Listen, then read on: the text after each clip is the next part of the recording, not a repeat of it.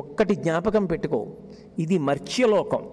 ఆయన ఎంత గొప్పవాడైనా కావచ్చు, ఎంత పేరు ప్రఖ్యాతులు సంపాదించిన వాడైనా కావచ్చు, స్వామి వివేకానంద కావచ్చు, రామకృష్ణ పరమహంస కావచ్చు, లేకపోతే చంద్రశేఖరేంద్ర సరస్వతి కావచ్చు, ఆదిశంకర భగవత్పాదులు కావచ్చు, ఎవరైనా కూడా ఈ లోకానికి ఉన్న నియమం, ఈ లోకంలోకి వచ్చినవాడు ఈ లోకంలో ఈ శరీరాన్ని వదిలిపెట్టి వెళ్ళిపోతాడు. వెళ్ళిపోయాడు అంటే శరీరం కాదు వెళ్ళిపోయింది, జీవుడు వెళ్ళిపోయాడు. ఆ వెళ్ళిపోయినటువంటి జీవుడు మళ్ళీ పునః ఉత్పత్తి చెందుతాడు, ఇంకొక శరీరాన్ని పుచ్చుకుంటాడు. ఆ పుచ్చుకున్నప్పుడు మళ్ళీ కుటుంబం ఉంటుంది. అప్పుడు బాధపడకూడదు సుమా. అప్పుడు కూడా నీ భార్యాబిడ్డలు సంతోషంగా ఉండాలంటే, అప్పుడు కూడా నువ్వు సంతోషంగా ఉండాలంటే నువ్వు చేసినదేది అన్నది భగవంతుడు చూస్తాడు.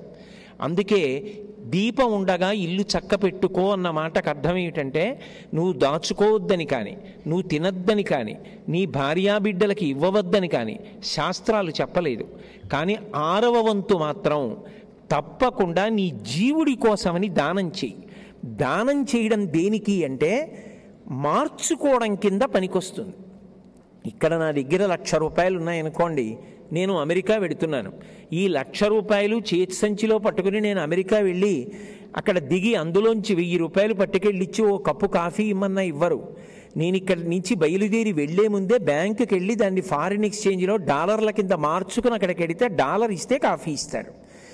ఇక్కడ నీకున్నదేదో అది నీ వెంట రాదు, అది వదిలిపెట్టి వెళ్ళిపోవాలి. ఆయుర్నశ్యతి పశ్యతాం ప్రతిదినం జాతిక్షయం యవ్వనం ప్రత్యాయాంతి గతాః పునర్న దివసాః కాలో జగద్భక్షకః అంటారు శంకరులు. వదిలిపెట్టి వెళ్ళిపోతావు. వదిలిపెట్టి వెళ్ళిపోయిన తర్వాత నీ వెంట వచ్చేదేది అంటే నువ్వు మార్చుకున్నదేదో అది నీ వెంట వస్తుంది. అమెరికా వెళ్ళినప్పుడు డాలర్లుగా తీసుకెళ్ళినట్టు. ఎలా మార్చుకోవాలి అంటే 6వ వంతుని మార్చుకో అని చెప్పింది. నా శరీరానికి భగవంతుడు ఓపిక ఇచ్చాడు. ఈ ఓపికతో నేను ఓ దేవాలయాన్ని తుడవాలి, ఓ దేవాలయాన్ని కడగాలి. ఓ వృద్ధుడు రహదారిని దాటలేకపోతుంటే చెయ్యి పట్టుకుని రహదారి దాటించాలి.